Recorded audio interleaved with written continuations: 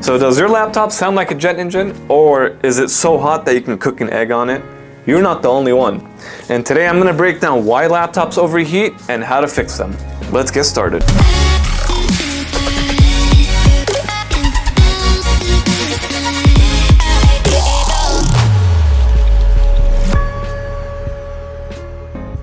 I'm YZ here at InstaFix, and we repair computers, phones, tablets, and pretty much all tech here.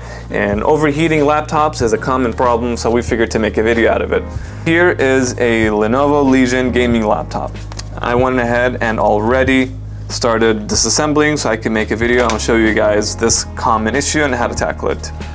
First, let's talk about why laptops overheat. There's a few main reasons. Very common here is these fans start to make very loud sounds. It's like they're working overtime. And it also sounds like a jet engine. Just extremely loud, and you know there's something wrong.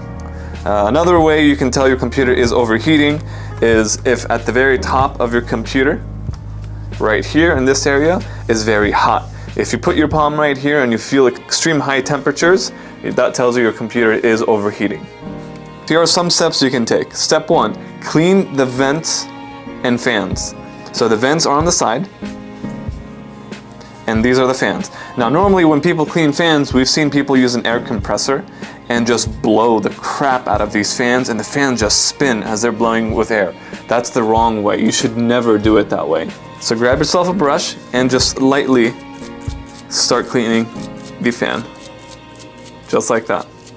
Don't use an air compressor and blow the crap out of it. That does destroy the fan, and that creates momentum on the fan, which is unnecessary. So you definitely don't want to do it that way. We'll do the same thing on the next fan. Now, we use air compressors from time to time, but when we do it, we put a finger on top of the fan and just lightly press the air compressor against it. That's how you should use an air compressor with fans. Same thing with your right fan. Hold it down, lightly press the compressor, and just clean it just like this. So after cleaning the fans, or if your fans are already clean, step 2 would be to do a thermal paste replacement. This does require some disassembly of the computer. Basically what you're going to be disassembling is the heatsink. Now underneath this heatsink is the thermal paste that I was referring to. On this particular computer, I have a CPU and a GPU. Separate components that we're going to be adding thermal paste on. You want to make sure before you start off on anything on this computer is to always unplug the battery. So in this case, we're just going to go ahead and unplug our battery.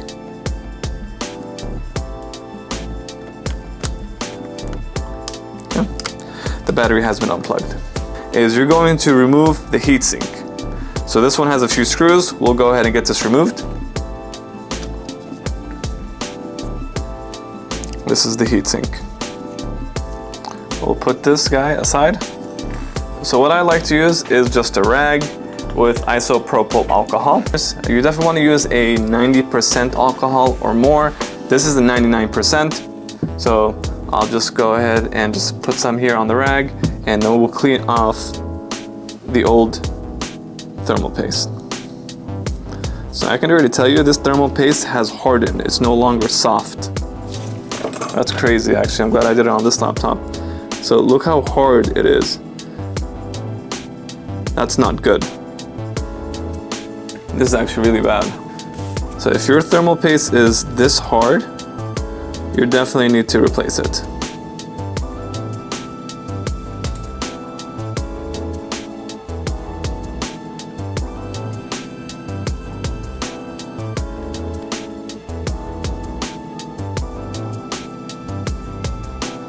You want to scrape it off lightly and gently, just like that.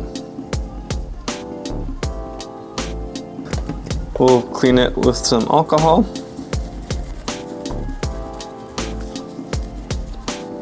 Okay, so this is pretty much done. We're going to work on the GPU now.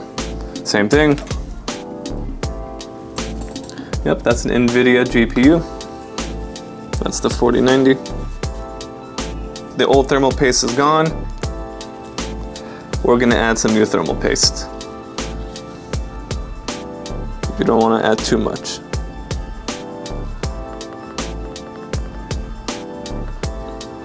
That should be good for that.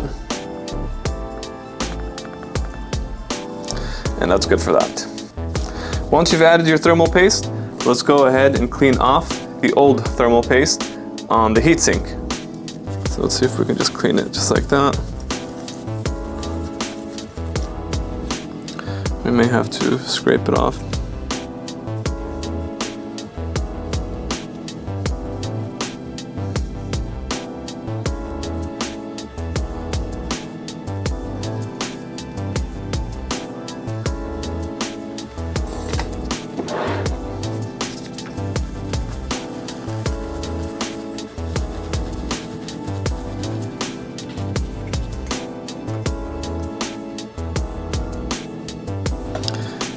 This is a good example to show you why this particular laptop needed a new side of thermal paste.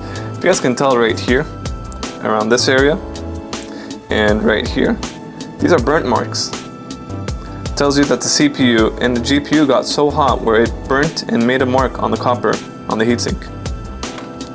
Let's put this guy aside, bring back the computer. And now since we've added our thermal paste, we're gonna go ahead and reinsert the thermal sink. All right, we'll lay it down gently.